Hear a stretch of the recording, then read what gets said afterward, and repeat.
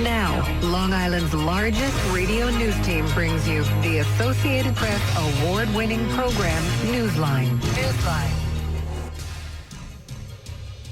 Coming up on Newsline, Thursday, December 6th, 2018. Congress passes a short-term funding bill. Late President George H.W. Bush is laid to rest in Texas. And Long Island could see snow tonight. In business, a low-end retailer is selling new products, and New York accepts a new project proposal. I'm Lauren Brill, and I'll have those stories and your closing numbers later in the broadcast. In entertainment, the Hollywood Foreign Press Association has released their nominations for the 76th Golden Globes. I'll have all the updates and biggest nominations and snubs coming up later in the broadcast.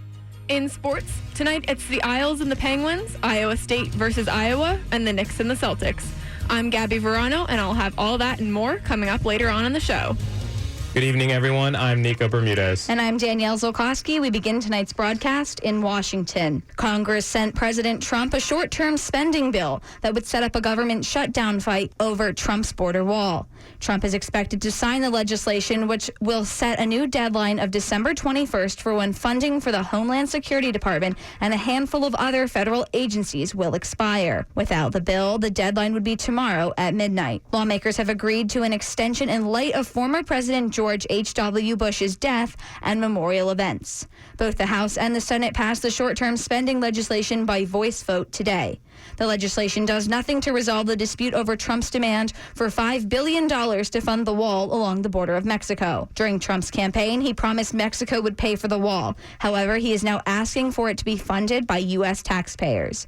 Democrats are determined to not give in to Trump's demands as they prepare to take over the House in January.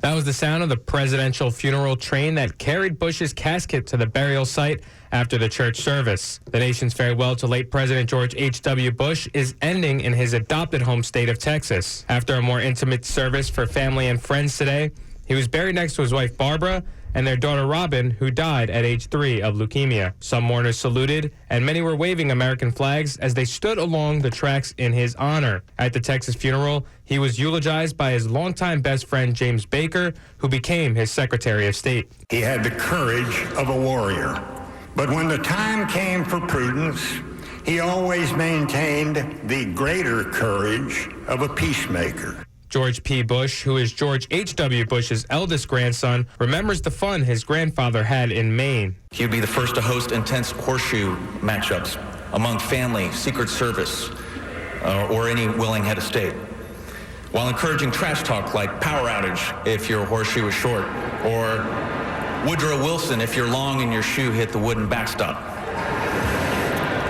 Speaking at his father's emotional service in Washington yesterday, the 43rd president said the family took solace in knowing the elder Bush will be reunited with those he cared about. Forecasters say Long Island can expect to see snow in some areas tonight, with isolated snow showers beginning later this evening. There are also monitoring the makings of a coastal storm Sunday night into Monday, which as of now is expected to stay well in the south of Long Island. Nighttime temperatures will be below freezing, which is cold enough for anything that falls to stick. A few areas of the island could end up with 1/10 of an inch of snow accumulation. Coming up after your Newsline business report, the FDNY fire chief is relieved of his duties, the lead singer of a local tribute band faces charges, and an Islip man is arrested. But first, your live and local traffic and weather update. WRHU News Time is 5:34. Newsline traffic. Starting out on the Northern State Parkway, we're looking at 20-minute delays all heading eastbound towards Smithtown. Be prepared to hit the brakes as there are major slowdowns of up to an hour on the Cross Island Parkway southbound from the Whitestone Expressway to the Southern State Parkway. Now to the LIE, there's currently an accident westbound between exit 60 and the Saginaw Coast Parkway that has the center and right lanes blocked. On the rails, all lines on the LIRR are running on schedule. Up in the sky, flights at LaGuardia and JFK are flying on time. However, flights at Newark are experiencing delays due to high wind. So please make sure to double check with your carrier before heading out this evening. It is currently 37 degrees and partly cloudy outside of our studios here in Hempstead. Tomorrow expect sunny skies with a high of 38 and a low of 23. With your Newsline traffic and weather update, I'm Jake Diamond, and I'll have another up-to-the-minute report later on in the show. Newsline Business News. The $1.18 billion project proposed by the New York Arena Partners Development Group was accepted today during a meeting in Manhattan. The state accepted the project's draft to build an arena, hotel, and retail complex at Belmont Park. Empire State Development's board of directors voted unanimously to accept the environmental report. The project aims to bring a 19,000-seat arena, 250-room hotel, and 435,000 square feet of retail and restaurants to 43 acres of the racetrack's parking lots. Some members of the Elmont, Floral Park, and Belrose communities object, saying that the project proposal's environmental review does not properly address the local impacts. The ESD announced it will hold public hearings on the environmental impact statement in January. The rideshare service Lyft filed a confidential IPO proposal to the SEC today in a step to make the company public. The company says it has not made decisions about the number of shares it will offer or the price of its stock. However, they anticipate an IPO after the SEC completes the review process. Lyft's most recent round of private investments valued the company at $15 billion. Low-end retailer Dollar General has recently added around 125 healthy items to its shelves in 2,700 stores. These products appear under Dollar General's Good and Smart House brand. The store will also carry health-conscious brands such as Annie's, Nature Valley, and Kashi. Dollar General's Chief Merchandising Officer, Jason Reiser, says the plan to offer these products began after getting feedback from shoppers who could not find affordable food with low sodium, calorie, fat, and sugar levels or without artificial sweeteners. Dollar General says the initiative was performing better than expected, and it plans to include these brands in more stores next year. And now for your closing numbers. The market had plunged due to Meng Wanzhou, the chief financial officer of Chinese tech giant Huawei, being arrested in Canada. However, it jumped back up later today. The Dow Jones plunged 79 points, ending at 24,922. The Nasdaq jumped 30 points, ending at 7,188. And finally, the S&P dropped 4 points to end the day with 2,696. For Newsline Business, I'm Lauren Brill. WRHU News Time is 5:37. The chief of the New York City Fire Department has been relieved of duty during an investigation of unspecified appropriate behavior. Deputy Commissioner for Public Information Frank Gabon says while a review is conducted by the city's law department concerning allegations of inappropriate behavior, Chief James Leonard has been relieved of his duties of Chief of Department effective today and placed on modified assignment. While the investigation continues, Chief of Operations John Sudnick will serve as acting Chief of Department. CBS 2 reports that the behavior in question is not sexual in nature, but rather inappropriate management style. The FDNY's counterterrorism task force was created when Leonard was chief. Officials say the lead singer of a local tribute band was arrested Monday and charged with allegedly downloading child pornography. According to the felony complaints filed by the Nassau County District Attorney's Office, 54-year-old Dennis J. Grimaldi of Massapequa Park faces 6 charges stemming from 2 incidents that occurred on October 23rd and on Monday. Grimaldi is the lead singer for Uppercut, a band that, according to its website, regularly plays local clubs, community events, and festivals. Attempts to reach Grimaldi today were unsuccessful. According to court papers, he pleaded not guilty to the charges, which include 4 counts of promoting a sexual performance by a child and 2 counts of possessing a sexual performance by a child. Authorities say Grimaldi knowingly downloaded the videos of adults having sexual relations with young children under 17 years old. Grimaldi was at Nassau First District Court in Hempstead on Tuesday, but the case was adjourned. Bail was set at a $40,000 bond or in $20,000 in cash, which hasn't been paid. Grimaldi appeared again in court today, where the case was postponed to give him time to retain an attorney. The next court date is scheduled for Tuesday. Suffolk County Police arrested an Islip man today, claiming he left 2 young children alone in a 35-degree car while he went to a doctor's appointment in Lake Grove. Christopher Evans was charged with 2 counts of endangering the welfare of a child after officers found his 4-year-old daughter and 1-year-old son unattended in Evans' car. The car was not running and it was unlocked. Police say a member of the family took custody of the children. Police also say Evans will be held overnight at the 4th Precinct and arraigned at the 1st District Court in Central Islip later today. A judge ruled the families of 3 football players whose teammate was fatally struck by a 400-pound log during an off-season camp can move forward with plans to sue the Sachem Central School District for allegedly failing to provide adequate mental health services to the teenagers. The families had 90 days after the August 2017 death of 16-year-old Joshua Melito to file a notice of claim, the first step in suing a municipality. They waited until June, which is about about 7 months late, and the district sought to have the case thrown out. But in his November 30th ruling, State Supreme Court Justice David Riley cited many reasons for excusing the lateness, including the district's alleged ongoing actions over the past several months. Riley wrote in his decision, quote, petitioners maintain in this regard that SACM recently began removing several football coaches from the football team, taking away the last source of mental health therapy for the teenagers. The judge wrote late filings are allowed when children are involved, and in addition, the defendant having the basic facts of the case within the 90 days can hardly be questioned. Chick-fil-A had its grand opening today in Roosevelt Field Mall's dining district, making it the fourth Long Island location of the Georgia-based fast food chain. The other locations include Comac, Port Jefferson Station, and Hicksville. Westbury and 5 more town openings are scheduled for 2019. Designated parking spots outside are marked for curbside pickup near the purple parking deck entrance. There are over 2,000 Chick-fil-A restaurants in 47 states, including 17 in New York. Eddie Lampert and his ESL Holdings hedge fund are offering to purchase the rest of Sears for up to $4.6 billion in cash and stock. According to the FactSet, the Sears chairman and ESL own just under half of the Hoffman estates. Sears Holdings Corporation filed for Chapter 11 bankruptcy protection in October, caused by years of declining sales and massive debt. ESL Holdings said in a regulatory filing today its non-binding offer for roughly 500 remaining Sears and Kmart stores would keep about 50,000 employees working. The offer is subject to due diligence and ESL's ability to get financing, among other factors. When it filed for bankruptcy on October 15th, Sears Holdings said it would be closing 142 stores, including a Sears in Garden City by the end of this year. However, the retailer has been announcing other rounds of Kmart and Sears closings throughout this year. At this point, Long Island has 3 remaining Sears stores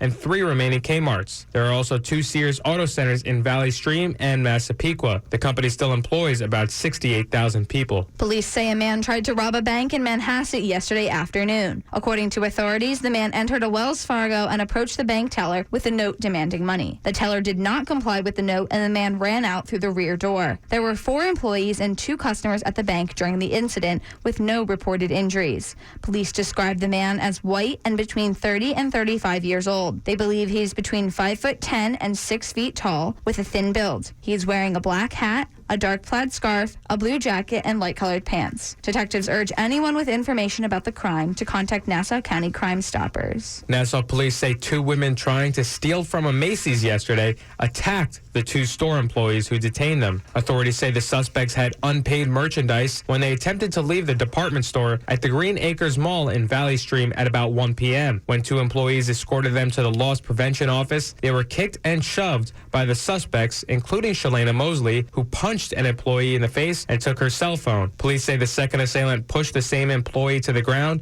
then kicked and punched her several times. Mosley stayed at the scene before being arrested, but her accomplice ran off with unpaid merchandise and a security radio that the victim dropped during the struggle. The victim suffered facial pain, ringing in her ear, and dizziness. The other employee was not injured. Mosley is expected to be arraigned Thursday on 2 counts of second-degree robbery. According to the first 5-year assessment of the topic by the U.S. Census Bureau, more than 80% of households in Nassau and Suffolk counties subscribe to internet service, which is significantly higher than the national average and among the top rates in New York and the tri-state region. The Bureau's 2013 to 2017 American Community Survey released today shows nationally 78% of households reported subscribing to a broadband service. Nassau County's rate was estimated at 87.6%, second in the state to Putnam County's 89.9%. Suffolk County's 85.7% is tied for third with Saratoga County. When counties in New Jersey and Connecticut were factored in, Nassau stood at 5th in the tri-state region. Suffolk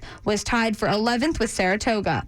The American Community Survey includes data on dozens of topics for all geographic areas nationwide, including poverty, median income, housing costs, and education levels. This was the first 5-year survey of internet subscription. Coming up after your Newsline entertainment report, an update on the special counsel's Russia investigation, a U.S. military plane flew over Ukraine, and U.S. senators want to hold Saudi Arabia accountable in the Khashoggi murder. But first, your live and local traffic update. WRHU News Time is 5:45. Newsline. Up to the minute local traffic. On the Southern State Parkway, we're looking at minor delays heading eastbound from the Northern State Parkway to the 135 Seaford Oyster Bay. On the Cross Island Parkway, there is now an hour and 15-minute slowdown heading southbound from the Whitestone Expressway to the Southern State Parkway, so please leave extra travel time when heading home this evening. On the rails, all lines on the LIRR are running on schedule. Up in the sky, flights at LaGuardia and JFK are flying on time. However, flights at Newark are still delayed due to high winds, so please make sure to double-check with your carrier before heading out this evening. With the Newsline traffic update, I'm Jake Diamond. Newsline. Entertainment. In entertainment, today the nominations for the 2019 Golden Globes were announced, and there are some clear front-runners regarding the networks and studios. On the small screen, FX is the biggest winner with 10 nominations for the network. The Assassination of Gianni Versace nabs 4 nominations, making it the most nominated TV series for the 2019 Golden Globe season. Amazon Prime and HBO tied for the second amount of nominations with 9. Some of the shows from these networks include Sharp Objects, The Marvelous Mrs. Maisel, and Barry. Some snubs for television include The Handmaid's Tale, Westworld, and Maniac. In film, the most nominated studios include Anna Purena Pictures and Fox Searchlight. Anna Purena is producing If Beale Street Could Talk, Vice, and Destroyer, while Fox Searchlight is the studio behind The Favorite, Isle of Dogs, Can You Ever Forgive Me, and The Old Man and the Gun. Walt Disney is also among the winners with 9 nominations racked up from Mary Poppins Returns, Black Panther, Ralph Breaks the Internet, and Incredibles 2. Vice is the most nominated movie, followed by The Favorite, Green Book, and A Star is Born. According to Entertainment Weekly, some snubs that happened on the big screen include the songs of Mary Poppins Returns, Sam Elliott for Star is Born, Ryan Gosling for First Man, and the film Widows. Sandra Oh and Andy Samberg are slated to host the event. Sandra Oh stars in the hit TV show Killing Eve, and Andy Samberg is one of the stars of the now revived Brooklyn Nine-Nine. The 2019 Golden Globes will air on January 6th at 8 p.m. Eastern Time on NBC. For Newsline Entertainment, I'm Julia Wachtel. 3 new court documents are scheduled to emerge tomorrow that could shed new light on what President Trump's former top aides have been telling or not telling federal investigators. A federal judge in New York says prosecutors in the Southern District of New York and the special counsel's office have until 5 p.m. tomorrow to deliver sentencing memos designed to detail former Trump lawyer Michael Cohen's cooperation in their ongoing investigations. Special counsel Robert Mueller is also due to file a document explaining what his team previously referred to as the crimes and lies that led them to canceling a cooperation agreement with former Trump campaign chairman Paul Manafort. Legal experts say it's likely both documents will black out certain sections, as was the case with the sentencing memo Mueller filed Tuesday in the case of former National Security Advisor Michael Flynn. The theory of Mueller using these documents to inform the public about the progress of his investigation of Russian interference and related matters did not pan out in the case of the Flynn memo. Key sections of that memo were redacted, including important questions about what Trump knew and when about Flynn's lies to the FBI, and a page describing a different criminal investigation. A U.S. military observation plane flew over Ukraine today in direct response to Russia's, quote, unprovoked attack on Ukrainian Navy ships and sailors near the Kerch Strait last month. The flight of the U.S. Air Force OC-135 was the first extraordinary open skies treaty flight since Russia's takeover of Crimea. This was conducted outside the previously agreed upon number of flights for the year requested under the treaty, according to Eric Payan, spokesperson for the DoD. A DoD statement read, the quote, the U.S. seeks a better relationship with Russia, but this cannot happen while its unlawful and destabilizing actions continue in Ukraine and elsewhere. Observers from the U.S., Canada, Germany, France, UK, Romania, and Ukraine were aboard the flight. This is taking place amid rising tensions between Washington and Moscow over a wide range of issues. Key Republican senators met this morning to discuss how to proceed in the murder of Washington Post columnist Jamal Khashoggi, seeking to punish Saudi Arabia. Several Republicans have joined Democrats in pushing a resolution that would withdraw U.S. military support for the Saudi-led coalition fighting rebels in neighboring Yemen. Amongst them is Republican Senator Lindsey Graham from North Carolina. There's common ground around stopping sales of arms to Saudi Arabia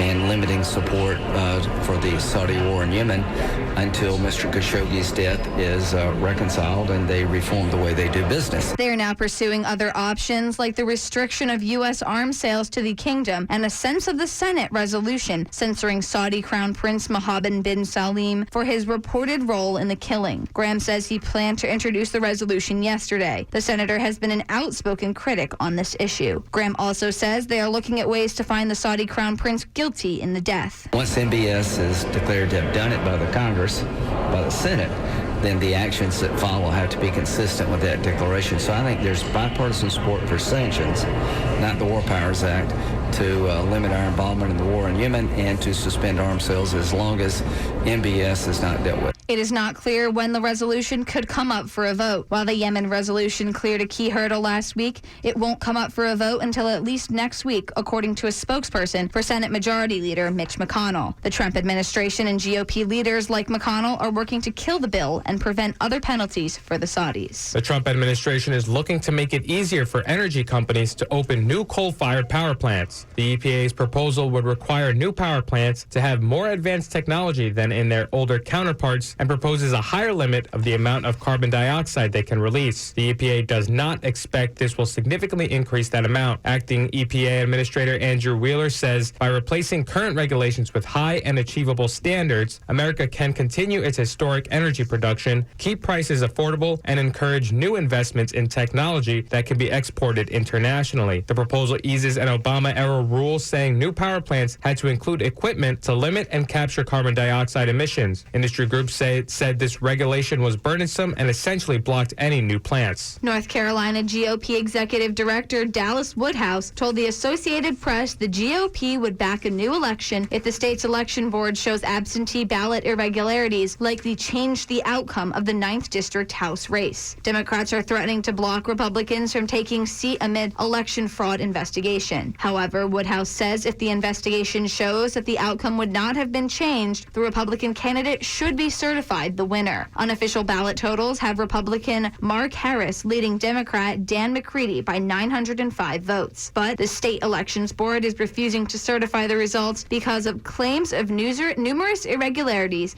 and concerned fraudulent activities involving mail-in ballots in the district. North Carolina Republican Senator Paul Newton says voter fraud will not be tolerated. The participants, the process, and the product of the Bladen County investigations must inspire confidence that North Carolina will not tolerate any fraud on behalf of any candidate, regardless of political party.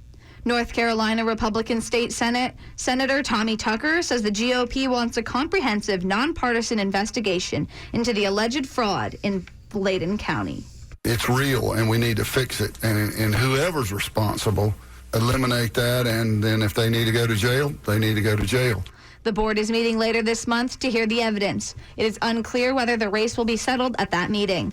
A new election early next year is possible in the district. There could be a temporary vacancy in the seat when Congress convenes on January 3rd. A New Jersey-based pharmaceutical company is issuing a recall of its infant's liquid ibuprofen after discovering higher concentrations of medication in some packages. Tris Pharma says it voluntarily recalled 3 lots of infant's ibuprofen concentrated oral suspension yesterday because it possibly contained higher amounts of ibuprofen than what was advertised. In a statement, Tris Pharma said the recalled drugs were sold at Walmart, CVS, and Family Dollar locations under store brand names. The statement says adverse effects that may be experienced are nausea, vomiting, epigastric pain, or more rarely, diarrhea, tinnitus, headache, and gastrointestinal bleeding are also possible adverse effects. The Monmouth Junction, New Jersey-based drug maker says it sold the affected lots to one customer, which distributed the lots into the U.S. market. Tris Pharma did not list the distributor's name, but it said it sent out an urgent recall notice. Coming up, your final live and local traffic and weather update. But first, your Newsline sports break. WRHU News Time is 5:55. Sports update. With your Newsline sports break, I'm Gabby Verano. On the ice tonight, the New York Islanders head west to Steel City to face the Pittsburgh Penguins. The Isles look to top the Penguins for the 3rd time this season. Puck drops at 7. You can listen to all the action live on 88.7 FM Radio Hofstra University. In college basketball, later today, the University of Maryland visits Purdue at Mackey Arena. The 7-1 Terrapins face the 5-3 Boilermakers. Tip-off is 7 p.m. At 8, Iowa State travels to number 19 Iowa. The Iowa State Cyclones are currently 7-1 on a 4-game winning streak. The 6-2 Hawkeyes are looking to snap their 2-game losing streak at Carver Hawkeye Arena. In professional sports, the Knicks swing around to Boston to face the Celtics, aiming to come back after their 110-107 loss to the Wizards. The Celtics hope to continue their 3-game win streak, and Jaylen Brown is set to return after missing 3 games due to a lower back bruise. Tip-off is at 8. The New Jersey Devils look to top the Los Angeles Kings tonight at 10:30 p.m. Tomorrow, the Nets host the Toronto Raptors at 7:30. In national news, USA Gymnastics has filed for bankruptcy after multiple lawsuits regarding the Larry Nassar sexual abuse scandal. This will halt the progression of any lawsuits against USA Gymnastics. Washington Redskins quarterback Alex Smith is battling infection after complications from multiple surgeries to fix his broken tibia and fibula. Righty pitcher Nathan Eovaldi re-signed to a 4-year deal worth $67.5 million with the Boston Red Sox. With your Newsline Sports Break, I'm Gabby Verano. Newsline traffic. There is an accident on the Grand Central Parkway eastbound approaching 69th Road, which has the left and center lanes blocked. To the Van Wyck Expressway, there's a 45-minute slowdown heading southbound from the Whitestone Expressway to the JFK Expressway. On the rails, all lines on the LIRR are still running on schedule. Up in the sky, flights at LaGuardia and JFK are flying on time. However, flights at Newark are still experiencing delays due to high winds. So again, please make sure to double-check with your carrier before heading out this evening. It is currently 37 degrees and partly cloudy outside of our studios here in Hempstead. Now for your extended weather forecast. Tomorrow, expect sunny skies with a high of 38 and a low of 23. On Saturday, we will experience mostly sunny skies with a high of 34 and a low of 25. On Sunday, expect temperatures reaching the high 30s. And finally, on Monday, there will be partly cloudy skies once again with a high of 39 and a low of 22. For Newsline Traffic and Weather, I'm Jake Diamond. And that'll do it for tonight's edition of Newsline. Many thanks to the entire WRHU News team. Our engineer this evening is Jesse Lindell. Stay tuned for the Rock and Roll Oasis, only here on your 2-time Marconi Award-winning college radio station, 88.7 FM, Radio Hofstra University. For Newsline, I'm Nico Bermudez. And I'm Danielle Zolkowski. Thanks for listening, and have a great night.